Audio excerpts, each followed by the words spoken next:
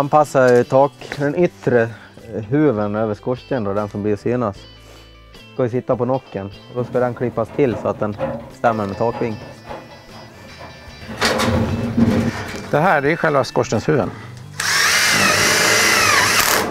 Det här är en stagplåt som ska sitta inuti.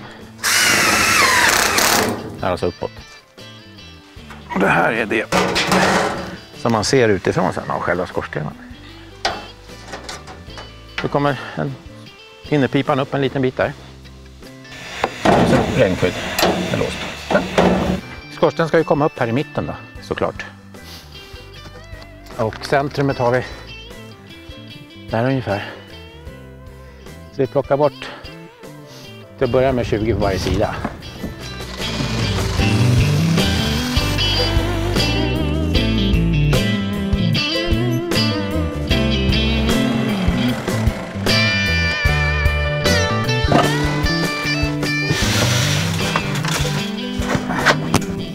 I och med att skorstenen går igenom diffusionsplasten i taket på huset, så om vi skurar ut minst 5 cm ifrån skorstenen i plasten.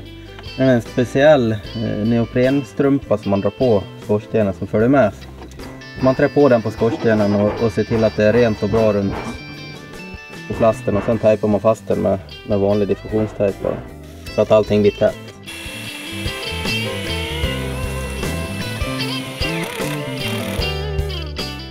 Vi kapar ju av tegelläkten förut för att få plats med beslaget, så nu får vi försöka fånga upp den igen då, så den är stabil.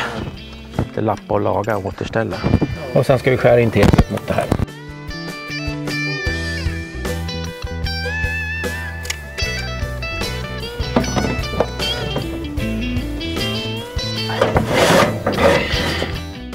Nu ska vi anpassa nästa beslag, det som ligger mot teglet, så det blir en vädertätning det här också då.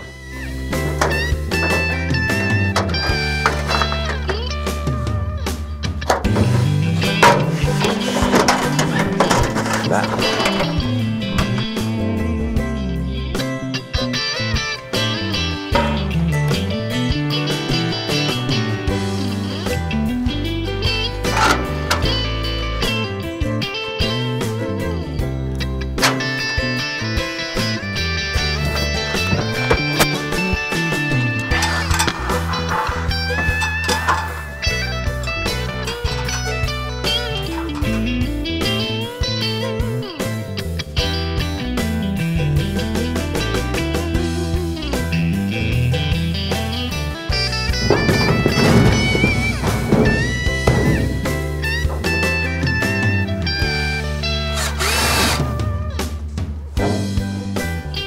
Lägger vi en sån här Awaka Flex-duk över nocken på båda sidor om huven.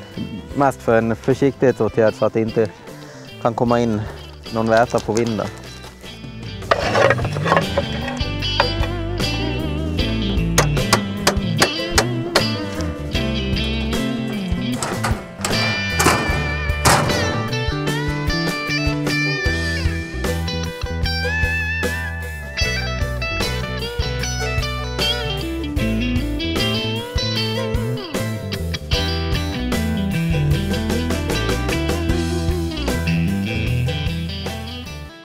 Ja, då var installationen av braskaminen klar.